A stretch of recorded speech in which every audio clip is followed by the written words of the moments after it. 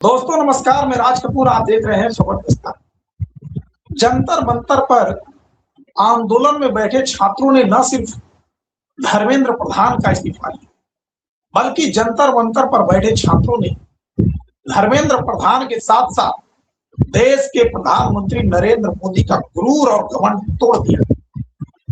जो लखनऊ में, जो पटना में, जो प्रयागराज में और जो दिल्ली के जंतर मंतर पर छात्र बैठे थे, उन्होंने सिर्फ मोदी का गुरूर और घमंड नहीं तोड़ा है, वहां बैठे तमाम जनजी ने आज इस गोदी मीडिया की भी औकात था। जिस पेशे पर कभी गोदी पत्रकारों को नाच था, उसी पेशे को एक ऐसी पीढ़ी ने आईना दिखा दिया जिसे कुछ लोग दिन रात नासमझ, मोबाइल वाली, रील बनाने वाली और अनुभवहीन कहकर खारिज करते रहे। मैं बात कर रहा हूं जनजी की। मुझे इस बात की खुशी है कि इस पीढ़ी ने किसी पर आंख मूंद कर भरोसा करना छोड़ दिया है। वह अपना फैसला खुद करती है, उसका फैसला सही है या गलत यह इतिहास तय करेगा, लेकिन उसने अपना दिमाग किराए पर नहीं दिया। यही उसकी सबसे बड़ी ताकत है। जंतर मंतर पर जो हुआ उसने सबको भीतर तक हिला दिया। इसलिए नहीं कि वहां प्रदर्शन हुआ, लोकतंत्र में प्रदर्शन होते रहेंगे। लोगों को इसलिए झटका लगा कि इस पीढ़ी ने पहली बार मुख्य धारा की मीडिया को साफ संदेश दे दिया कि हमें तुम्हारी जरूरत नहीं है, तुम मत आओ, तुम हमारे आंदोलन का चेहरा मत बनो, हम अपनी कहानी खुद दुनिया तक पहुंचाएंगे। आज की इस नई पीढ़ी ने पत्रकारों को बहुत गालियां दी, किसी को गोदी कहा, किसी को प्रैटिट्यूड कहा, किसी को पत्तलकार कहा, किसी को लिब्रांडो कहा, किसी को बानी कहा। ये ठीठ की तरह सुनते रहे। क्यों नहीं सुनते? ये लोग कुछ गलत भी तो नहीं कर रहे थे। जेनजी इन सबसे 2 कदम आगे निकला। उसने कहा अगर भरोसा नहीं है तो बहिष्कार करो। उसने किसी चैनल के सामने हाथ नहीं जोड़े, किसी संपादक को फोन नहीं किया, किसी रिपोर्टर को एक्सक्लूसिव नहीं किया। उसने मोबाइल निकाला और कहा अब पत्रकारिता हम करेंगे। और सच कहूं, जो लोगों ने देखा उसे देखकर गोदी मीडिया शर्मिंदा हो गया। ये करोड़ों रुपए के कैमरे लेकर घूमते रहे, ओवी बैंड लेकर निकलते रहे, सैटेलाइट अपलिंक पर करोड़ों खर्च करते रहे। उधर कुछ लड़के लड़कियों इन 5 इंच की स्क्रीन वाले मोबाइल से ऐसे दृश्य पत्रकारिता कर रहे थे कि बड़े बड़े न्यूज रूम इनके सामने पानी भरते नजर आए। एक वीडियो में भागते लड़के को एक सिपाही पैर अड़ाकर गिराता हुआ दिखाई देता है, कैमरा वहीं मौजूद है। दूसरे वीडियो में एक लड़की के पीछे पुलिस वाला लाठी डालता हुआ दिखाई देता है, कैमरा फिर भी वहां मौजूद है। वह चीखता नहीं है, भाषण नहीं देता है, लेकिन जो दिखाता है वो किसी भी संवेदनशील इंसान को भीतर तक हिला देने के लिए काफी है। एक और वीडियो में पुलिस वाला डंडे से गाड़ी के शीशे तोड़ता हुआ दिखाई देता है।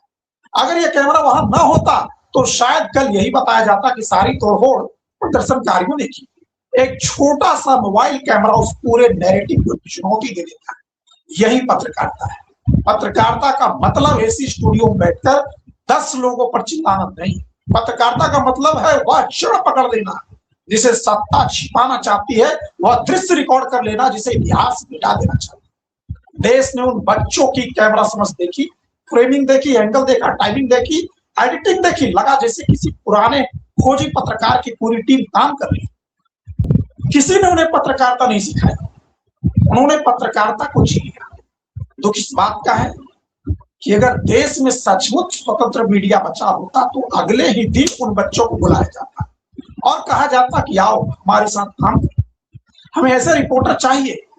लेकिन सच यह है कि अब चैनलों को रिपोर्टर नहीं चाहिए, उन्हें स्क्रिप्ट पढ़ने वाले चाहिए, आदेश मानने वाले एंकर चाहिए, प्रेस कॉन्फ्रेंस में मुस्कुराने वाले रिपोर्टर चाहिए। ऐसे लोग चाहिए जो सवाल पूछने से पहले मालिक की तरफ देखें। यही कारण है कि जनता का भरोसा टूट गया। आज खबर पहले मोबाइल पर आती है, चैनल पर बाद में। आज सच सबसे पहले किसी नागरिक के कैमरे में कैद होता है, फिर टीवी उस पर बहस करता है। यह बदलाव यूं ही नहीं आया, इसे पत्रकारिता ने खुद कमाया है।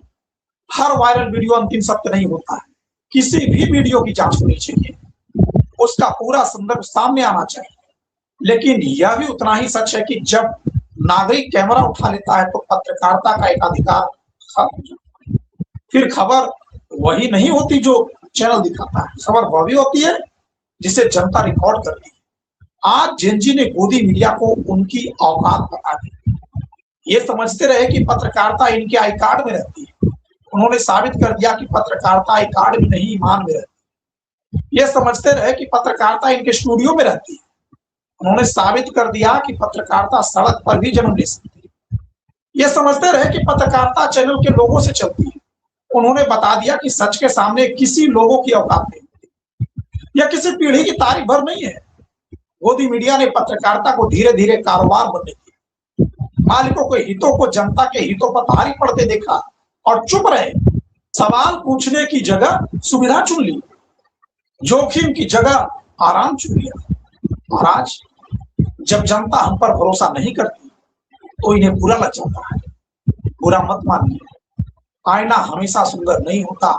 जेनजी ये सलाम।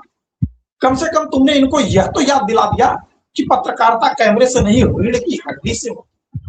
जिस दिन रीढ़ बिक जाती है उस दिन कैमरा से मशीन कर सकता है। और पत्रकार पत्रकार नहीं, सत्ता का भूषण बन जाता है। मुझे उम्मीद है कि जेनजी ने जो ये कदम उठाया है, इससे गोदी मीडिया की थोड़ी शर्मिंदगी आएगी और हो सकता है आगे आने वाले समय में इस तरह के कोई आंदोलन हो, जनता से जुड़े मुद्दे हो, उन मुद्दों पर ये मीडिया के कवरेज में कुछ तो फर्क है। अगर थोड़ी सी फर्क दिखती है तो इसे जेनजी की सबसे बड़ी जीत मानी जाएगी और इस आंदोलन के साथ साथ इसे उसके साथ एक छोटा सा गिफ्ट मान लिया जाएगा। खैर, जो जेनजी ने किया है उसे मैं एक बार फिर से सलाम करूं। मिलूंगा आपके साथ किसी और वीडियो में, तब तक के लिए इजाजत दीजिए।